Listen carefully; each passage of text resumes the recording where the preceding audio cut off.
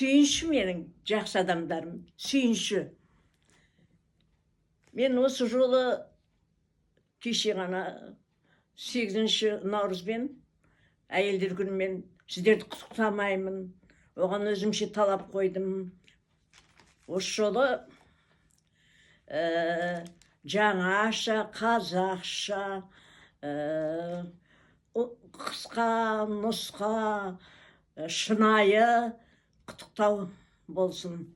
Баяғы соның ішінен соған мен сыйлық берем деп. Енді негізі бұл тегін емес. Қазір қазақ тілін алып жатырмыз ғой. Қазақ тілін білем деушілерді баршылық.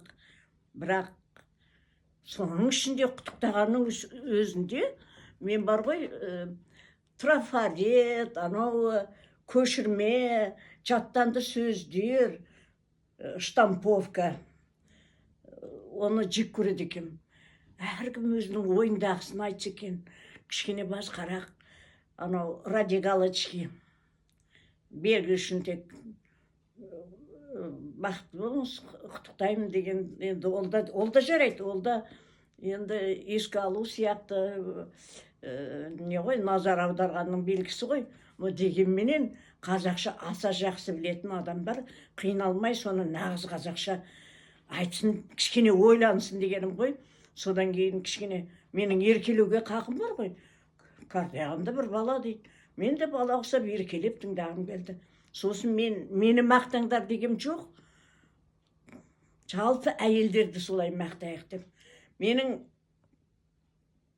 ойымда, енді бүгін сіздерге айтпағым. Өзі мынау неге техниканы қанша білемін деп ойласам да, ұмытып қала берем, кейбір нүктелерін дұрыс баспай қалам, сонымен жіберілмей қалам деген сияқты. Енді сол мына жауапты кішкене кешіктіріп жатырмын ба? Өзім ішімнен баяғыда дайындап қойып едім. Енді жауабын қазір берейін деп тұрмын. Өте көп құттықтаулар болып жатыр негізі. Ал енді менің өз басым былай деп айтқым келген. Негізі әйелдердің бәрі бақытты. Бақытты бола білу керек. Әйел болғасын. Әйел өзі ғана бақытты емес, өзгені де бақытты ете алуға оның күші бар. Өйткені ол, енді әрмен қарай өздеріңіз білесіздер, әйелді қуатын, күшін, ақылын деген мағынада әлемді ұстап тұрған әйел дейді ғой, енді сол сияқты. Ал неше түрлі жақсы құттықтаулар келді. Маған ұнап жатыр бәрі де. Енді ана ішінде мағрипат деген өзімнің бір өзіме жақындау адам, мені білетін. Ой, осы Гүлбаршын апа, сізді қайдағыны ойлайсыз, сыйлық беремін деп, сізді мақтасын дегенсіз ғой деп. Мақтай беріңдер, мақтағанды жақсы көрем. Мен өзім бар ғой, мақтаншақпын негізі. Мен сол мақтағаннан қуат алам кәдімгідей. Және сенем мақтағанға. Ешқандай мақтау сөзді сызып тастамаймын. Бойыма жинап алам, мақтай беріңдер. Ал соның ішінен, бәрінің ішінен мына бір мақтау ұнады. Міне мен соған сыйлық берем. Енді ол сыйлық дегенде мен кеше айтқам, менің қазылар алқам жоқ, не болмаса спонсор ұстап тұрғам жоқ, машина береді екен, үй береді екен деп ойлап қап жүрмеңдер. Мүмкін бір коробка кәмпит беретін шығармын. Бірақ ол сыйлық. Данападан сыйлық алыпты деген аттың өзі қайда жатыр. Енді кейбіреулер айтады, біз сізден бата алғанбыз деп. Бата алсаңдар, бата алыңдар.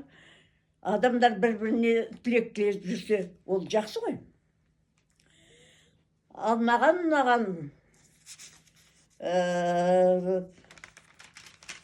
менің талаптарымның бәріне сай келіп тұр. Мысалы, былай дейді. Нағыз қазақша. Орысшаға аудара қой десең, аудара қою қиын. Басқа бір сөздермен айтпаса, сол қалпында енді мүлдем аударуға болмайды, деуге болмайды. Орыста да бар ғой жақсы сөздер. Но деген мен соны аузына төсеп, соны қолма-қол маған жазып жіберген ол адам туралы әжептәуір, даже деппін ғой. жаңа тыңдаған бір жігіт өзі жазушы ма дейді.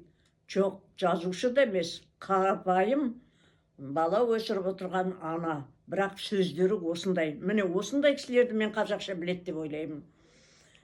Мысалы былай дейді ол. Сіздің дейді табаныңызға ілінген бақ өрмелеп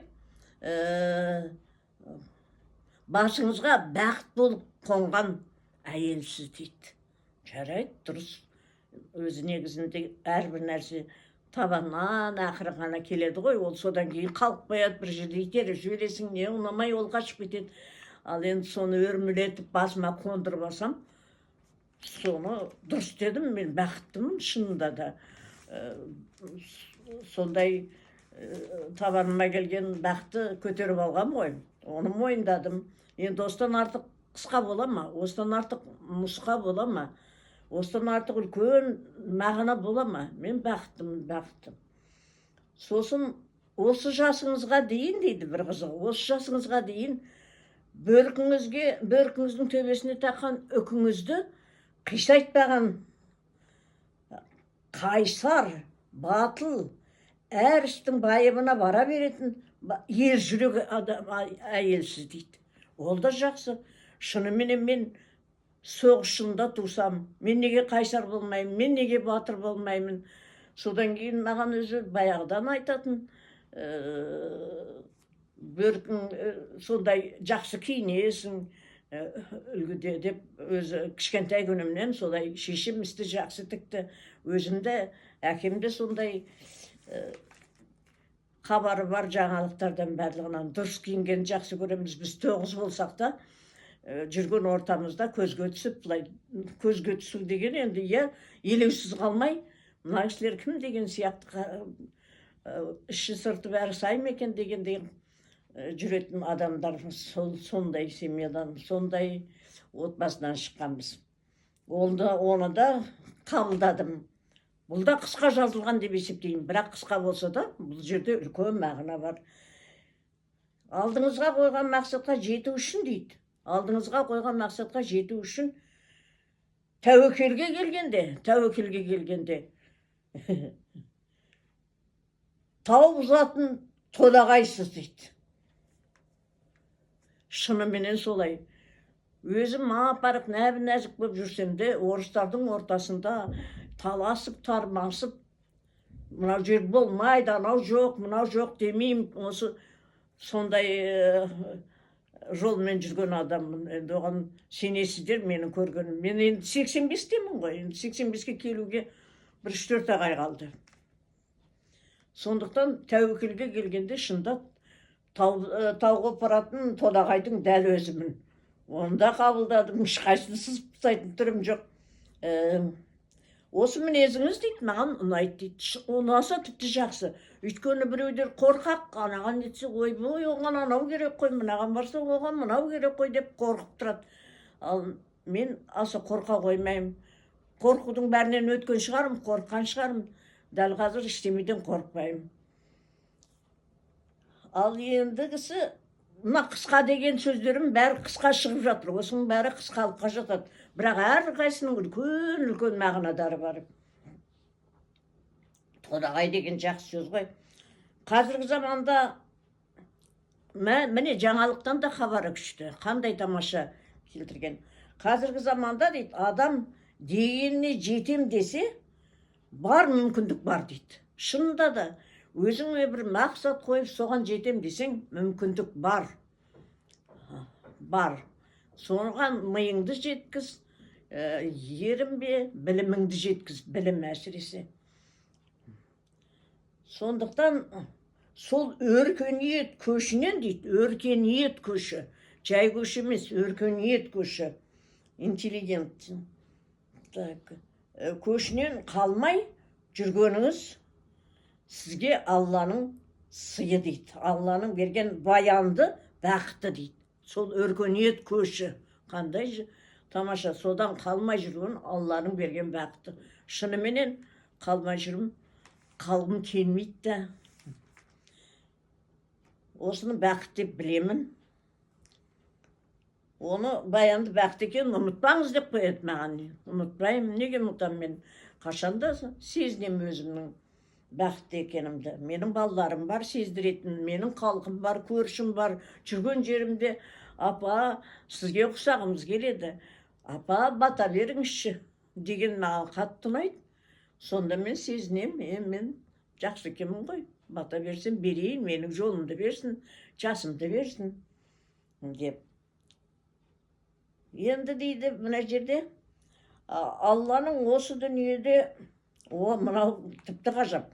Алланың осы дүниеде жәннатпен сүйіншілеп құлдардың қатар, жәннатпен сүйіншілеген құлдарының қатарында болыңыз дейді.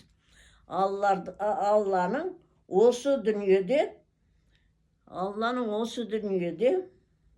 жәннатпен сүйіншілеп қойған құлдарының қатарында болыңыз дейді.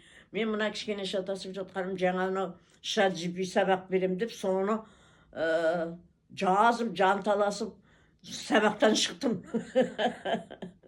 Содан мына өз Шимайымды да тани алмай жатырмын да, жаңағы ChatGPT 1 сағаттан артық сабақ берді. Енді сол құлдардың қатарында болыңыз дейді. Мынау қандай тамаша тілек. Ол бүгінгі дүниені ғана емес, Алланың сізді сүйіншілеп, жәннатпен сүйіншілеп қойған құлдарының қатарынан болыңыз дейді. Міне жақсы тілек, міне.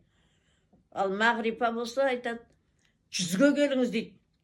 Енді ол да аянбай өзінше 100-ді беріп жатыр. Міне адамдардың бәрі өз білгендерін айтып жатыр. Тамаша, Мағрипаға да ризамын. Осы сіз-ақ қайдағыны тауып аласыз дейді. Сол сияқты әркімдерді ондай айтатындар көп.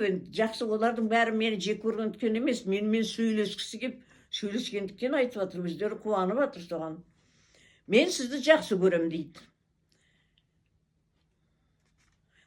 Сіздің маңайыңызға кездейсоқ кезіккен, көңілінде кірбіңі жоқ адамды Алланың сізге жіберген сыйы деп қабылдаңыз дейді. Көңілде кірі жоқ адамды сізге сыйы деп қабылдаңыз дейді. Оны мен ойлаймын, өзін ойлап отқан шығар. Біз онымен кездейсоқ кездескенбіз. Ол енді сол сияқты адамдар. Ол менің туысым емес, бірге оқығаным емес, ешқандай тіпті қызметтес те емеспіз. Мысалы, ол тігінші. Бірақ негізі мұғалім, оның өмір баяны керемет енді. Мен оны айтсам, қазір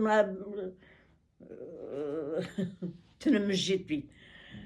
Ол ең бақытты әйел. Мен онымен танысқанда, Абайдың бір сөзін көріп қалып жазылып тұрған, сонан барып осы әйелге соны міне керек екен деген сияқты бір жерде, бір кішкентай, тіпті келіспейді ана үлкен әлгі неде, өзінің тігін машинасының жанында үлкен қабырғаға сондай, оның бәрін, Абайдың сөздерін бәрін оны айтсам, мына жерде әңгіме арқауы басқа жаққа ауып кетеді.